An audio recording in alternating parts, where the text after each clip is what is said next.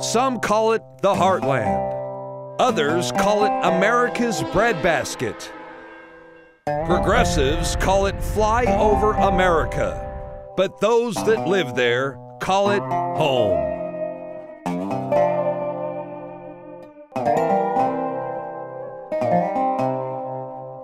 FlyOver America. Yes, I wouldn't change that for nothing in the world. And when you go to these different places and you get to meet these different people, it is really pretty neat. Just want to kind of be somewhere where there's more like-minded people. I mean, I love states' rights. I love keeping things local as possible. Anytime you have a centralized government, it just makes things worse and worse and worse. We don't want high taxes. Us Indians, we're hard workers just like the rest of America, and Donald was clearly the better choice. But as soon as the people who voted for him know that they are in the majority, I think we will win this war against the globalists. We're here in downtown Dallas, Texas for the FlyOver America tour, where we're going to be talking to deplorables and your everyday Americans out there in flyover country. Pretty cool people meeting each other, Infowars listeners meeting each other, networking. My red pill experience would have been getting hold of a copy of None Dare Call It a Conspiracy probably in the late 80s when I was around 12 years old. Like I said, I grew up in Austin, so I was one of the first. I saw Alex when he first came on. I was one of his first callers on his Access show. And I've been listening to Infowars for probably about 10 years or more. I started listening to Alex Jones like in 1998. So to see the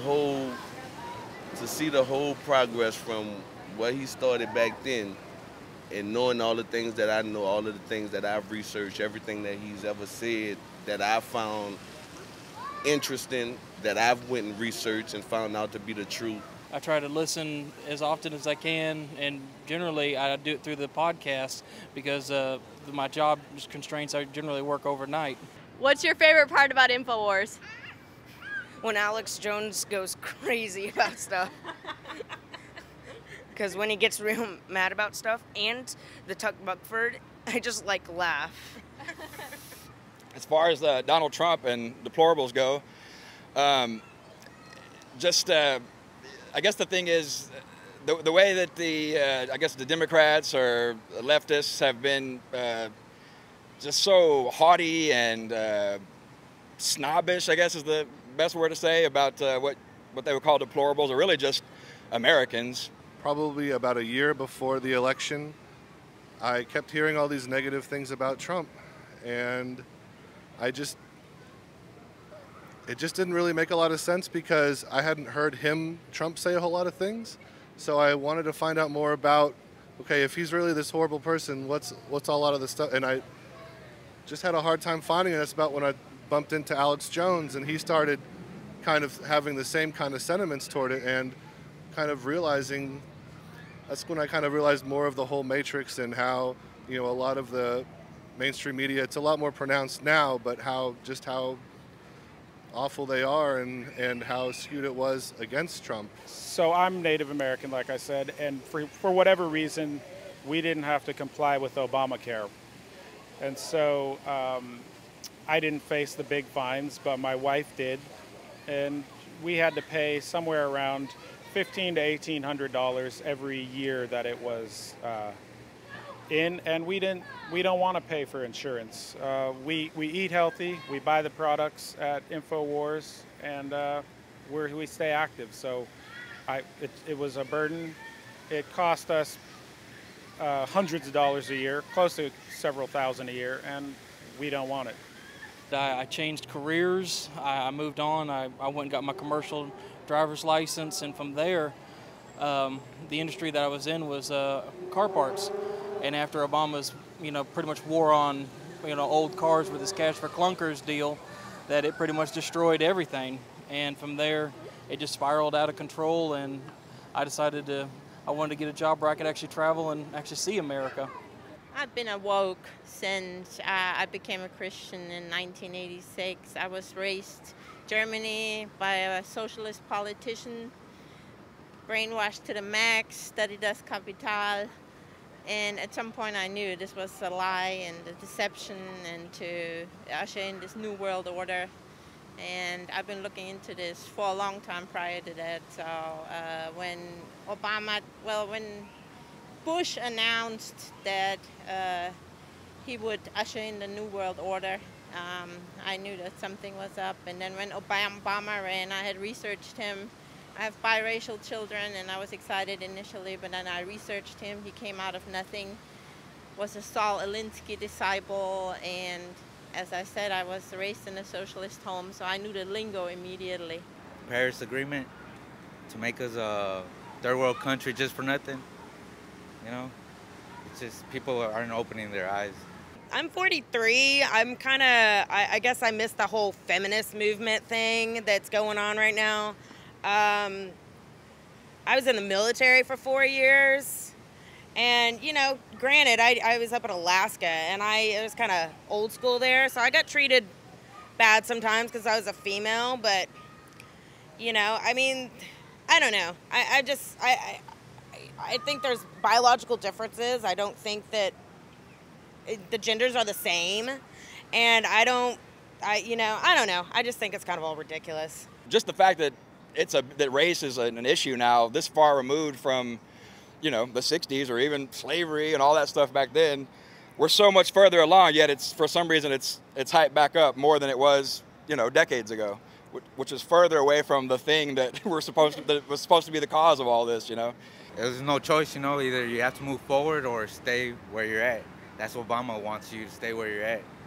I owe some money because I didn't have health insurance. I'm in tremendous debt from student loans, which was my fault. I'll admit that I'm the one that signed off on it. I'm the one that thought it was a good idea. But now that I've kind of awakened, it's like I really kind of feel like I was duped, and I see it happening to so many other people that think they're doing the right thing, that want to do the right thing, and they're trusting the government. They're trusting Obama. They were trusting Obama. The cultural difference from 8 years of Obama is palatable. I mean, I grew up in Austin, Texas, which is a very ethnically diverse city. There was never any kind of racial issues my whole life, and I grew up around every blacks, Hispanics, Middle Eastern people, Asians, everything, and there was never any issues like this in my childhood ever. And today it seems like it's been turned on its head. It's even it looks just like it was in the 60s these days, and I would say that's all directly because of Barack Obama. I just, the thing that I just don't fall into any stereotypes. I have, my black friends, I have my lesbian friends, and, some of, my own family members are Hispanic, and it boils back and forth that you can't just bottle someone into a label. There is no label. It's America. We're Americans.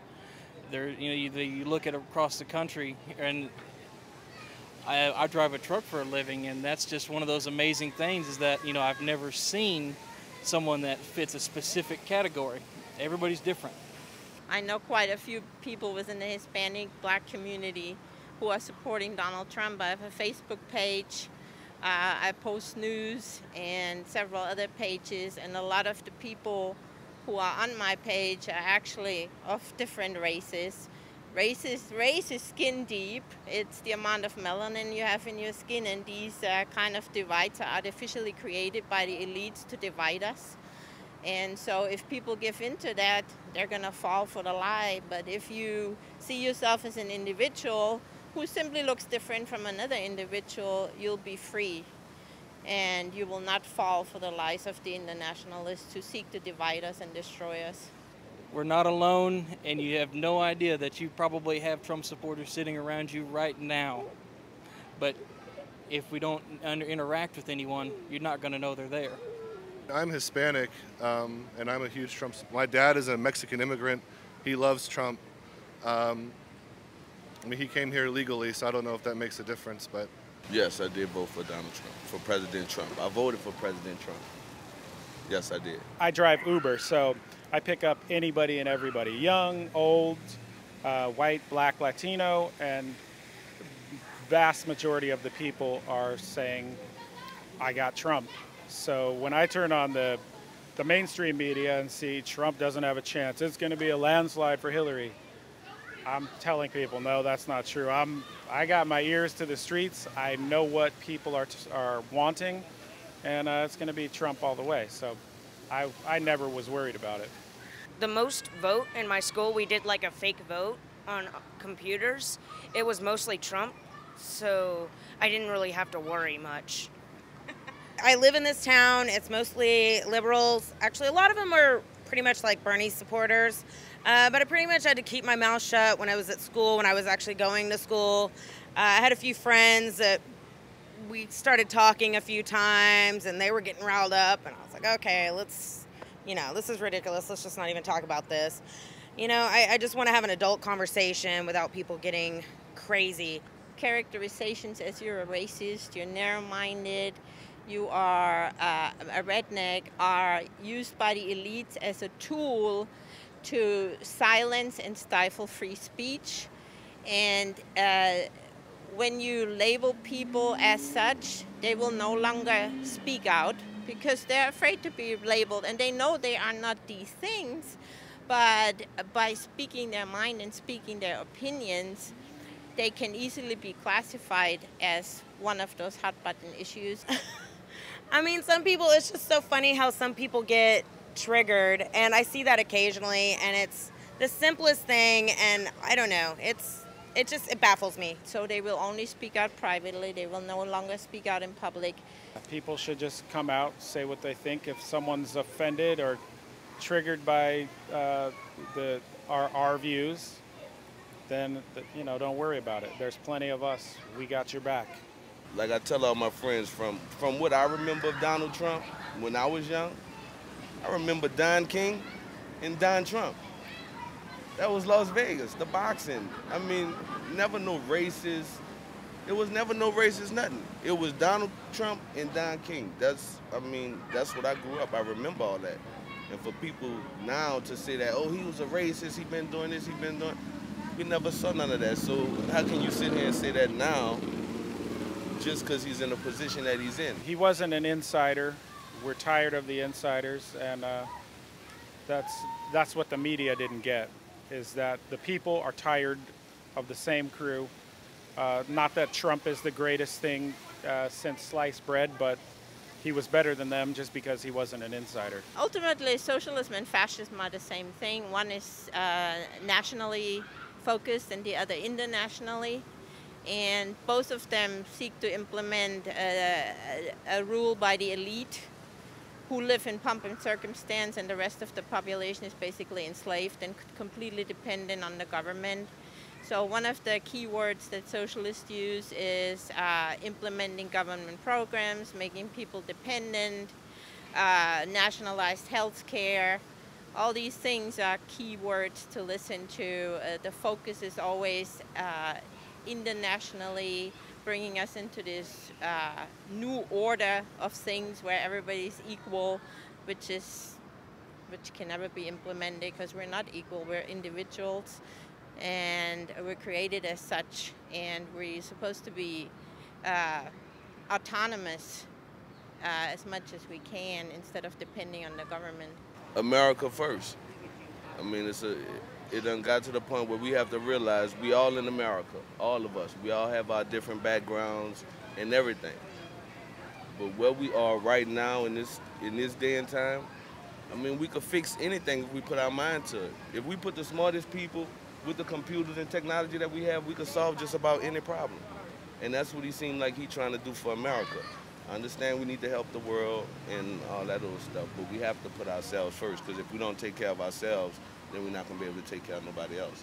And I feel like the more people that actually are able to listen to his message would find that he's actually a really great guy, and he really means the best. I mean, obviously, I don't agree with everything he does, but I think he's definitely got America in mind as his priority. Is that what Make America Great Again means to you? Maybe. I'm not really sure, but at least we're fixing up the country, or trying. The whole draining the swamp, that's what America need right now. Maybe it's getting better, but it sure wasn't a hipster thing to do to be on the alt-right, but I feel like it's becoming more and more of starting to hit with people, and people, hopefully it doesn't get so bad until people really start to figure out, what they're doing wrong. There's more with us than with them, and I don't think there's anything to worry about.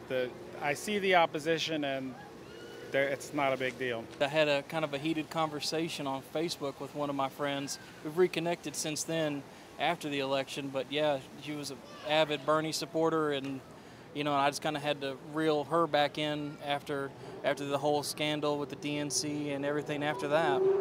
I come from Europe, where there's barely any freedom left. You have no freedom of speech. If you go against the official government policy, you get arrested now. If you have a Facebook account, you speak against this unfettered immigration by Muslims, you get arrested. So America is still the freest country in the world, and so the internationalists and the elites are trying to destroy this. But that's weird how people just look at the bad stuff or the rumors about him, but don't look at the facts. It's just, people are not informed. That's the bad thing about it. Everybody should be happy we're free, you know. It's like 4th of July again every day, you know, for us. But being a crooked politician should be one of the worst crimes in the country. If you get labeled as a crooked politician, that should be like with kid crimes, you know, something like that. For a person to be a crooked politician, because you're hurting so many people. When you decide to run for and help, or say you're gonna help so many people, and then you fail to do it, or you just choose not to do it. And I don't think Donald Trump is gonna choose to not help us. He don't need nothing else. He can't be bought off. They can't give him nothing that he don't already have.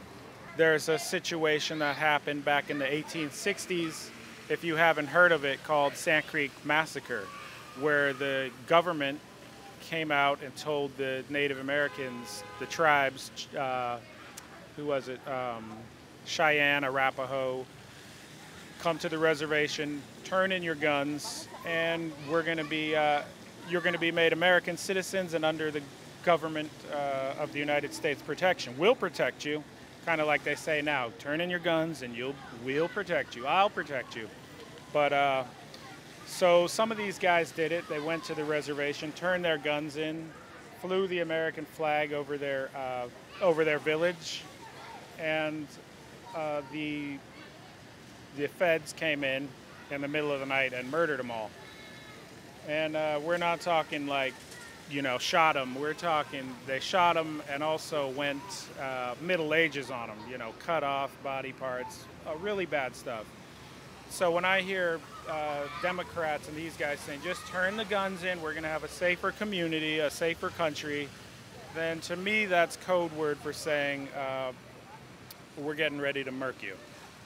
So that's my warning to people is you don't give up your guns. We're the only country, big country in the last 100 years that hasn't had to put up with having the people murdered by the government.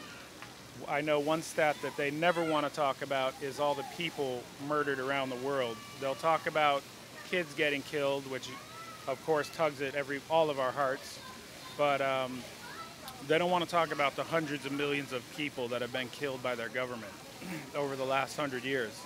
The #1 cause of death, which you guys talk about all the time on your show. So yeah, that's basically what I wanted to say. You better keep your guns, because these guys, they like their position of power, and it's best just to do like the founding fathers said and have the right to bear arms. It's America. It's America. We good over here. We good.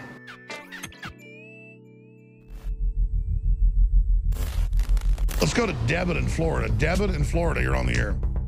Great. Hey, thank you so much. Listen, I have bought your product, and I gotta say they're amazing. Anyone who's on the fence, buy it, because I've got Caveman, Superman Vitality, Secret 12, Vitamin Mineral Fusion. I've got the body armor. Wow, thank you. Wow. You're the type of listener that makes it all possible. Which nutraceutical does you like best? I really like the Vitamin Mineral Fusion, to be honest. That's amazing. Really incredible. I drank it in the morning, and I swear to you, I felt incredible. Like I haven't felt in weeks. My morning was fantastic, and I love you guys. I love the Infowars crew, and I just want to, I want to take this opportunity to tell anybody out there who's on the fence, Just buy it. You will love it. I'm telling you, I've never bought a bad product. What you find in our news is the same thing you find in our products at InfoWarsLife.com. It's a win-win. InfoWarsLife.com.